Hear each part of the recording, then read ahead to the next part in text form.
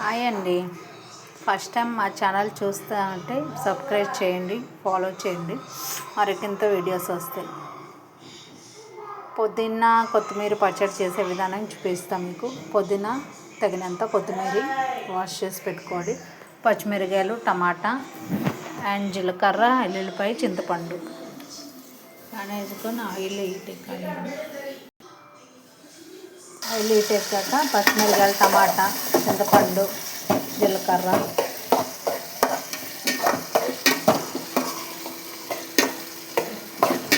కొంచెం ఆయిల్లో పెట్టి అన్నీ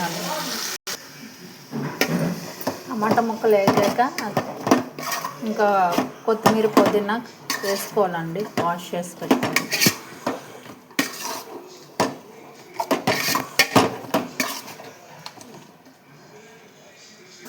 దొడ్డు వేసుకొని ఇంకా కలుపుకొని మూత పెట్టుకోవాలి. ఒక 10 మినిట్స్ 15 మినిట్స్.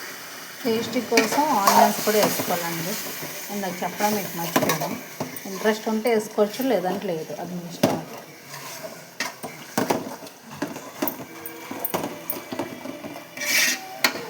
బాగా ఎగనేయాలండి పచ్చివాసన పోయే వరకు. అంతే అండి. ఎగాక ఇంకా స్టవ్ ఆఫ్ చేసుకొని కొంచెం చల్లారాలండి. చల్లారాకి ఇంకా మిక్సీ పెట్టుకోండి. చల్లారాకి ఇంకా మిక్సీలోకి వేసుకోవాలండి. నచ్చితే లైక్ చేయండి, మా ఛానల్లో ఫాలో చేయండి. మరికొంత వీడియోస్ వస్తే వేరు వేరే అన్నంలోకి, చపాతీలోకి, ఇడ్లీలోకి అట్లా కూడా చాలా బాగుంటుంది. నచ్చితే లైక్ చేయండి, మా ఛానల్లో ఫాలో చేయండి. మరికొంత వీడియోస్ వస్తాయి. Okay friends, bye.